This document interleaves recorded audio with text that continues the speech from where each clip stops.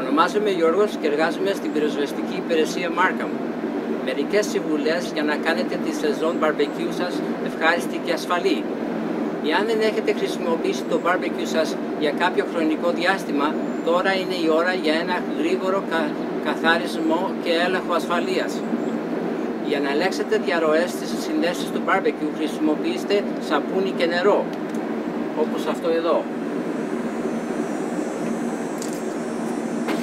Εάν εμφανιστούν φυσαλίδες αέρας, σφίξτε τις συνδέσεις και δοκιμάστε ξανά.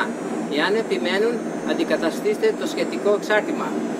Ελέγξτε για αράχνες ή έντομα με φωλιές στα σωληνάρια ή venturi του barbecue και ακολουθήστε τις οδηγίες του κατασκευαστή για το καθαρισμό των σωληνών venturi, όπως υπάρχουν εδώ μέσα.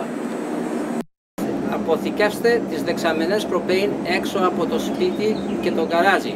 Το propane είναι βαρύτερο από τον αέρα και μπορεί να διαρρεύσει στο υπόγειο και στο χώρο της θερμάσεως. Για μεταφορά της δεξαμενές propane χρειάζεται στην όρθια θέση. Βεβαιωθείτε ότι όλες οι βαλβίδες είναι κλειστές και κλειστά και τα καλύματα είναι στη θέση τους, όπως αυτό εδώ. Πάντα ανοίξτε το καπάκι του barbecue για να το ανάψετε. Κρατήστε το barbecue σας μακριά από οποιοδήποτε άνοιγμα, όπως το παράθυρο του υπογείου, για να αποτρέψει πιθανές διαρροές στο σπίτι. Κρατήστε τα παιδιά και τα κατοικίδια ζώα τουλάχιστον 1 μέτρο μακριά για την περιοχή μαγειρεύματος. Αυτά για τώρα, γεια σας.